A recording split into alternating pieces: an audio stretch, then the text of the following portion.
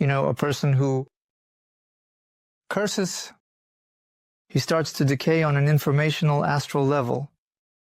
I'm saying this outright. His structure is being destroyed. Definitely. Oh, when a person is in a state that he wants to curse, he holds himself back. It spasms, and basically you can even use the word decays from within. If a person uses curse words with love, with fire in their heart, well, they just grew up in such a family, they just grew up in such a community, and there they are not bitter, they are not repressed, they are not spasmed, they just use those words. Right here, right here. Not repressed, he's not spasmed, he just uses those words. Right here, right here. I can't say that he is somehow ruining himself. So, it's of primary importance. What's of primary importance is not what a person says out loud, but what's in their heart, what's inside them, their state, their energy. But in most cases, I agree that if a person is overly deserving, then that's already implied, that he is actually compressing himself, he is self-destructing. Yes. And why is the destruction happening? Because he brings in low frequencies. And low frequencies contradict the vibrations of the cells. Because we are high-frequency beings. Again, low frequencies is a categorically incorrect term. Let's take a musical instrument, a piano, a grand piano, a guitar, a harp, after all. There are both low-frequency strings and high-frequency strings. And all these strings, they're good. And with them, music flows. No one would ever think to say that, for example, a bass guitar is a bad guitar. If you keep listening to that, you'll rot there. Or if you play chords somewhere in the bass, where the bass clef is something right now, no way. When you play by the notes in the bass clef, yeah, you play some bad music. No, it's not about the frequencies. It's really about the ability to channel energy through yourself and the blockage of that ability to channel energy. It's a spasm, it's tightness. It's the same as if I were to squeeze my arm right now, cut off the blood flow, my palm would start to die. It's a spasm, it's tightness. It's the same as if I were to squeeze my arm right now, cut off the blood flow, my palm would start to die. But it's not about frequencies, it's about tightness. And a person can tighten their energy. It has nothing to do with purity. Exactly a spasm. Then yes, I agree. And the matrix is trying to bring us down through unhealthy food, through unhealthy thinking, through informational and physical dirt as well. We lower our frequencies, and in this way we break down. Then the question arises, why is life like this? Yeah, because you allow yourself to do it, because you don't want to change something in your life. Ignorance doesn't free you from responsibility. Does free you? As written in law. Absolutely right. But accounted, it doesn't free you considered. Well, come on, let's dive a bit deeper into the topic of these frequencies. We are not high-frequency beings, and we are not low-frequency beings. We are beings that have both high frequencies and low frequencies. We are beings that carry vibrations of entire universe in us. They are cutting off half of their nature too early, focusing only on low frequencies and fixating on them. This is madness. Yes, if a person only goes into low frequencies, concentrating and focusing on them, that's the wrong process. But it's the same thing, just the opposite. He cuts off his higher vibrations then. But why doesn't anyone have this awareness? What's the difference? How are you cutting yourself? Cutting off upwards or cutting off downwards? It's definitely the wrong process. You've just halved yourself. So in no way should we consider it in such a context. We contain the universe's vibrations and frequencies. We, I'll say it again, contain within us the vibrations, the frequencies of the entire universe, from the lowest to the highest. This is the uniqueness of humans. Demons exist. Beings called humans. For example, there are demons. Let's say they are low frequency beings. That's it. They have no other frequencies. They are like that from beginning to end. That's their nature. There are, for example, some Surek creatures, and Surek ones are bright. So let's say fire beings, but they don't have it. This low frequency component, they are exclusively fire, exclusively that form, and that's it. That's their limitation. That's their loss. Can we change something? Harmoniously. Only harmoniously. So, to all the people who come to train with me, at first they are even surprised and confused. I say, is it possible? It's doable. Oh, you can't do that. You can't do that. I say, it's possible. What do you want? You came here to enjoy this life. How are you going to enjoy yourself if you can't be half of who you are? Yes, it can. It just has to be harmonious. Balanced? And how does anger, rage affect our purity? Does it have any effect? Yeah. I cannot say a single word. Just clench my teeth and hate this whole world. What is that? It doesn't count, right? If I don't use profanity, yes, of course it counts. Profanity is just a continuation of a person's state in most cases. But again, I know people who use swear words and just, you know how it is, like honey and ears. They can do it so harmoniously. Okay, I have a little misunderstanding. Vibrations. And initially, is the frequency that a person resonates with the same thing, or are they different? Are you saying that there are vibrations in a person initially, both low and high? The very frequency that a person resonates with, is it somehow determined by the relationship of these vibrations? A person can resonate with any frequency because they are all manifested within them. Well, look, to avoid going off into the weeds, let's imagine a guitar. It has a total of 6 strings. Let's take one guitar. Let's put it on the table. Let's take the same guitar and pick it up. And on the guitar that's in my hand, I'll pluck one string and bring it close to the one on the table. That's on the table. So that string that I plucked will vibrate a little. But only that string on the guitar that's lying there. One, not all. One, the same goes for us. If we are exposed to some narrow frequency influence, then naturally, this frequency starts to amplify within us in amplitude. It goes into resonance. Amplitude. It goes into resonance. But that doesn't negate other frequencies. They just aren't in resonance. So essentially, we can amplify our high vibrations ourselves, and we can also amplify our low vibrations. We can... What ways can we do this? There are countless ways to do this. For example, during practice, you just direct your attention to a certain vibration, to a certain frequency, and just by the very act of directing your attention to that frequency, it starts to amplify. It's the same as what you can do. A little ball is hanging on a string, and you can start swinging it in rhythm. To amplify this vibration, that is, I dedicated it to him. The influence gave him attention. The same thing, but now without the help of mechanical actions. You pay attention to your frequencies. We have a flow. We have energy centers. Each energy center is a specific frequency of vibration. Each energy center, you could say, is one of the strings. These centers, when we perceive them from the physical body, extend infinitely upward and infinitely downward. In most cases, people can learn about the 7 energy centers online by searching for the word chakras. There are 7, but that's not true. There are incredibly many. In one physical body, there are about 360 of them, but that's a separate topic of conversation. And each of these centers, each one, this glowing little point has one vibrational frequency. Not 2, not 3, but 1. And so we are made up of the entire spectrum of these vibrations. If we come under the influence of any frequency, we will be able to resonate with it. Same time, other frequencies stay within us. How to say,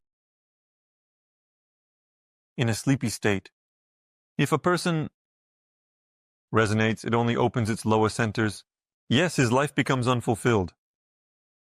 But if a person resonates and only opens their upper centers, their life becomes unfulfilled. Well, let's take a practical example so that everyone understands. If he has, let's say, low vibrations, what happens to him? What happens in his life? He is rough. He is tough. He is absolutely insensitive to energy. He may not notice the damage to his physical body for a while, so his level of sensitivity is like that of a stone. He doesn't feel, he may not feel other people, their experiences, anything. He is not tactful at all. This is mainly the state of such military people, criminals, very, very exhausted people suffering from illness. That is very limited people in their ability to perceive this world. At the same time, they can be materially very effective. So, such people can earn a lot of money precisely because of their insensitivity. Absolute lack of principles, toughness. This doesn't stop them being successful. Yes, not every person who focuses on this will be successful. Someone, for example, might, on the contrary, ruin it very quickly due to their reduced sensitivity. Their physical body. They can, I don't know, smoke 5 packs a day and only wake up when their lungs just spit out. Because of this, they might not feel anything wrong in their body. They might find out that they have cancer when there are already metastases all over the body and it's the 4th stage, or the 5th. I'm not really strong in these topics. Wow, how did I miss all of this? But a person doesn't feel it. Well, that's really harsh. Well then... And if a person has developed sensitivity, then... Look at this. But at the same time, they can be successful in material terms. Let's take another option. A person who has exclusively moved into higher vibrations. What's characteristic? These are very high levels of empathy. A person just goes crazy from their empathy. He worries about the entire universe, about every blade of grass, about every little bug, but it's impossible to live like that. Because it's obvious that our world is full of death. Our world is full of mutual destruction. He's like that. And this attempt to say that I will definitely save animals, well, okay, so what do we do with other forms of life? There are so many of them. That's why. A person feels all of this, and it goes right to the bone. It penetrates him. A person, he can't hold his position firmly. He's very susceptible to other people's opinions, very affected by their mood swings. He's very influenced by commands directed at him. He can't resist them. He can't say no. He can't say, I don't want to. And he constantly suffers because of it. He's always being used. And people wipe their feet on him. He can't put a price on his time. He can't put a price on his work. I mean, him. He's very vulnerable in that state. But he feels the rhythms of the universe. He feels the global currents. He feels the energy of another person. He might even see her. He can sense the future. He can feel people. But he only feels all of this when no one is bothering him. And if he lives in modern society, he's just shaken up like that 24/7. And he can't even focus and concentrate on the global currents. These are people, they mostly live a very poor life. Not because they're bad, not because they can't earn, but because they're just not given the chance to earn. We have a pretty tough system of resource extraction, and they can't survive in this system. Finish fast or be called a scoundrel, hurting him deeply. No one is going to say what a wonderful person he is if he can't finish something in 5-10 minutes. They'll tell him, yeah, you're a scoundrel, and it will pierce his heart right away. So it's a way of existing. And from these people, it's very easy to create a flock, or followers. So creating conditions for them? Yeah, exactly. It's like, people from a greenhouse. So you create greenhouse conditions for them, and they meditate there all day long, and in that state, they can express their nature, but no one just creates that for them. The one who creates this has a goal. He doesn't create it, he's using it. He doesn't just create it for no reason, he's simply using it. And they easily fall under this influence. And only a harmonious person who has managed to connect what is below and what is above is one whole. He might say, yeah, I feel the rhythm of the universe, and you go, screw you, you jerk, you won't get in my way. And how do you connect? How to connect that? Well, first of all, we need to stop thinking in a limited way. What I just heard in the video is exactly that limited thinking. It's bad here, but good there. Yes, no. And it's good there, and it's good here. One thing is good for one person, and another thing is good for another. It's the same as trying to meditate, right, during rush hour in the middle of it all. A subway car. Here's a person who has connected the two beginnings. For him, there are no problems at all. He brought out his low vibrations and grounded himself. He stood on this support. He brought out his high vibrations, feels the rhythm of the universe. He's in the subway, in the crowd, kicked, cursed, bad moods, and you. Yeah, where chaos ensues, and you. Cursing at each other. Someone is just in a bad mood, and you. You're not affected because you accept it. You're just not affected because all of this is accepted within you. It's all open and expressed. There's an effect, it's like it's really easy to plug up where it's dripping. And nothing you can do if it's blasting from there. For example, try to plug a leaking hose with your finger. Some kind of in your own garden. Well, you just plug it up and that's it. And plug it with your finger. Firefighter Bronze Boy. Yeah, there's just no way for you to do it. I don't know. There's just no way to do it. There's a hole bigger than your finger. And so when you accept yourself completely, your low vibrations are expressed and you can't be overwhelmed by low frequencies. You're immune to them. You're high. Vibrations are revealed, and it's impossible to distract you again, to plug you up at these levels. And you are stable in this state. And so, when a person in their practices connects these two states, when they stop amputating themselves, that's when they start to have very easy, very, very easy, simple. Very easy, simple opportunities for practice. So this person, not susceptible to any influence, distracting effects of the surrounding reality. He can be successful financially, he can be successful as a practitioner, he can be successful as a person, as a son, as a husband, as a son, husband, naturally, like a mother, like a sister, like anyone. And at the same time feel the energy, and at the same time tell, diagnose, and even to some extent engage in healing. It cannot be curtailed. All right. If a person has set such a goal, wanting to achieve that balance, what exactly do they need to do? Where should they look for these practices? Our practices. I absolutely can. I can only personally recommend what I have truly done myself, because honestly, how can I confidently recommend something I haven't tried? No, these are the practices that I have done myself. This is the first course on practical energy work, which allows you to study these processes. I showed it there, I showed it there. The 108 center, the 1008 center, I showed down the stream, the negative. 108 center, the negative. 1008 center. And these 7.7 chakras that are out there on the internet, these are just tiny bits. This is negligible. We are much more expansive beings. We have the negative first center at the level of, oh, no, in the middle, between the knee and the hip joint, right in the center. At the hip bone, we have an energy center, the negative first. And we also have the negative second energy center, which is located at the level of the knees. And we also have the negative third energy center, which is located at the level of the ankles or even lower, at the level of the feet. And does each center correspond to something specific? What does it correspond to at the level of the knees? Well, basically, these negative centers are responsible for os, the bones, the ligaments, for joints, for effective, the ability to stand confidently, for the ability to quickly find balance and stability, meaning not falling, not slipping. If you slip, you won't fall. So these energies, these frequencies that are present there, provide a person with balance, physical balance. And you can even pay attention to this. Again, those who are listening to me now, those who will listen to this, just think back, reflect.